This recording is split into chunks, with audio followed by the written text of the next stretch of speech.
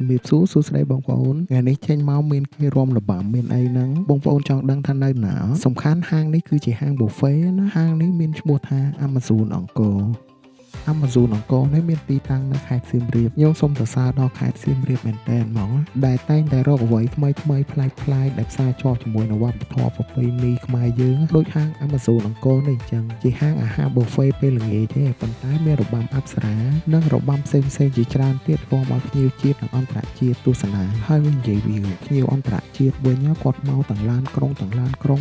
ច្រើនគ្នាណាបើនិយាយពីរបស់ញ៉ាំវិញខ្ញុំពិបាករៀបរាប់មែនទែនហ្មងដោយសារម្ហូបនៅនេះគេមានច្រើនមុខមែនទែនហ្មង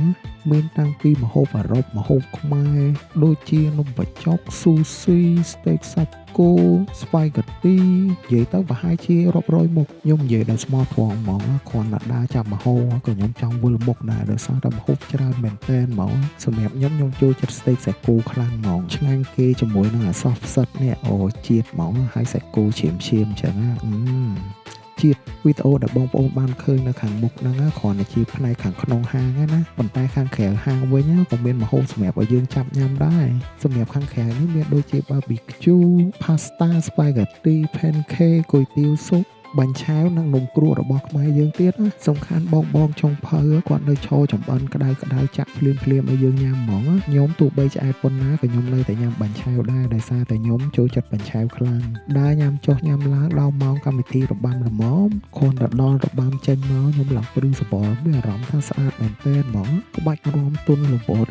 ជាមួយនឹងសម្លៀកបំពាក់ខ្មែរយើងអូយស្រស់ស្អាតមែនទែនរបាំចាប់ផ្ដើមសម្ដែងហើយប៉ុន្តែខ្ញុំអត់ទាន់បានញ៉ាំផ្អែមអញ្ចឹងឆ្លៀតមកចាប់ផ្អែមញ៉ាំបន្តិចសិនបើនិយាយពីរឿងបង្អែមវិញមានច្រើនមុខមានតាំងពីផ្លែឈើដូចជាម្នាស់អឺលឹកល្ហុងសកានៀកក្រូចហើយបើនិយាយពីនំខ្មែរវិញមានរឹតតែច្រើនខ្ញុំសូមអត់រៀបរាប់ទេដោយសារខ្ញុំអត់ស្គាល់ឈ្មោះអស់សំខាន់នំខ្មែរយើងគេរៀបចំមកស្អាតណាឃើញឡើងខ្ជូតមានចម្រុះពណ៌ទៀតហើយខ្ញុំនេះអត់មានខ្វល់អីច្រើនទេចាប់យកហ្មងលក្ខណៈថាមកមុខ1មុខ2អញ្ចឹងណាសាកឲ្យបានគ្រប់មុខអត់ខ្វល់ព្រោះ buffet តាចាប់បង្អែមហើយយើងមកអង្គុយញ៉ាំមើលរបាំហូជីវិតឡើងមានន័យហ្មងសំខាន់របាំនេះរបាំងក់ងមែនទូប្រុសដឹកតាមលួងហ្មង